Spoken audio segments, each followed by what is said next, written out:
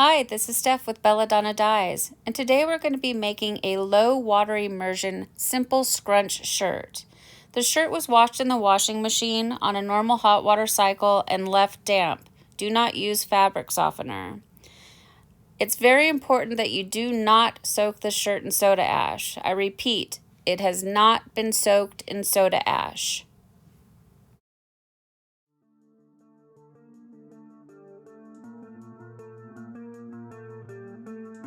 I always turn my shirts inside out before adding the dye. It just helps with the speckling. So now you just begin to do your simple scrunch.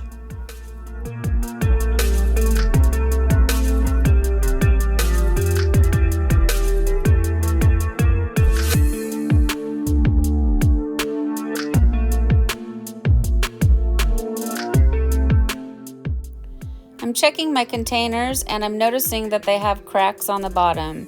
So I'm going to use some cling wrap to create a barrier so that the dye and the water does not leak out all over the place, creating a huge mess. Plus, I want the dye and the water to stay in the bowl and around the shirt.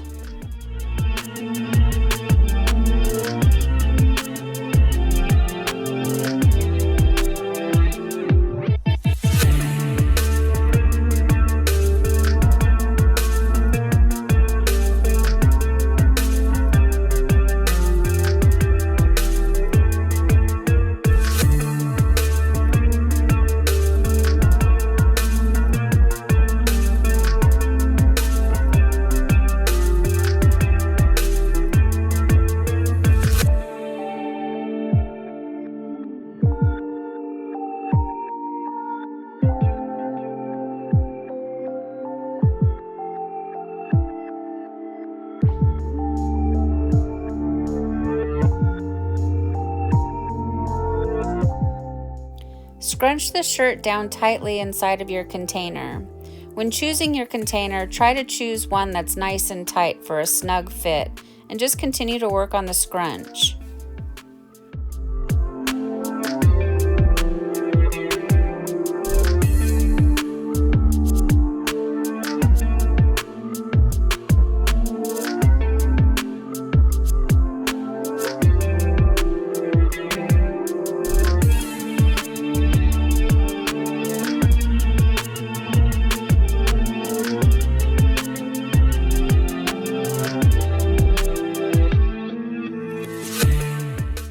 Since we're only doing one shirt, I mixed up my small batch dye recipe. Make sure that you do not use urea while mixing your dyes, only plain tap water. I will link the video down below for the recipe for my small batch dye.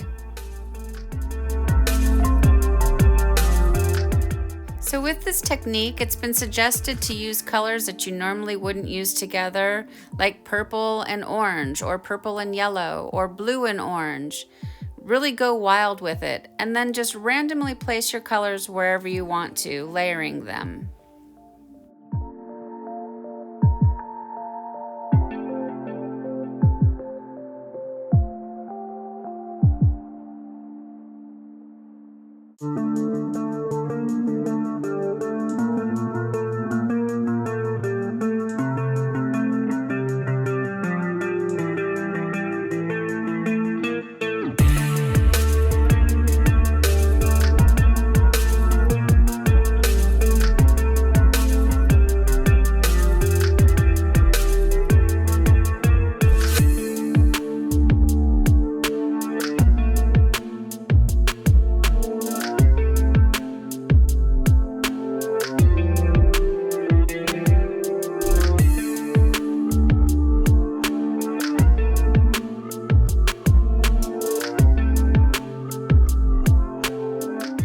So as I stated before, really go crazy with your color choices.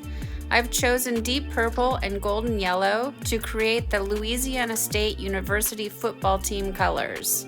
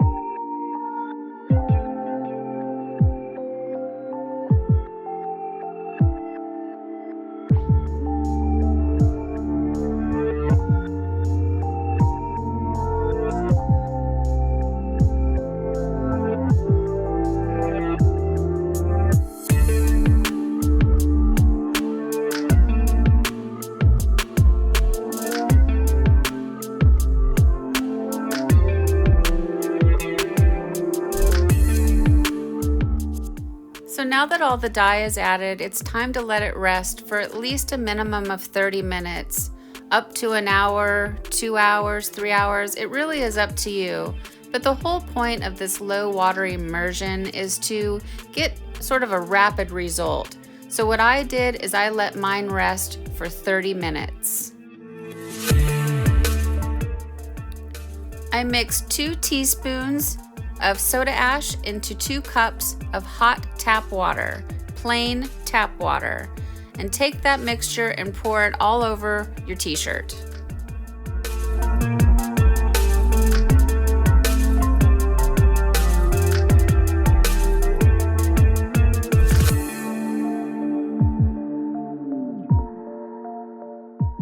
I covered it with cling wrap and then put my dye towel over top to try to retain some heat, and I let mine sit for an hour and a half, but the instructions say that you can let it batch all the way up to 48 hours if you would like to.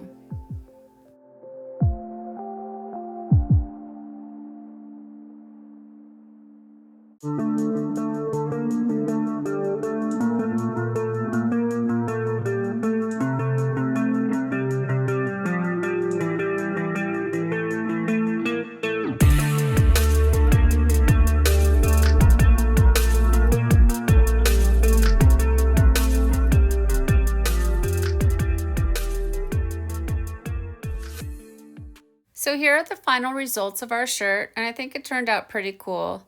I do still see some brown where the purple and the yellow mixed together, but that's okay. I'm all right with it.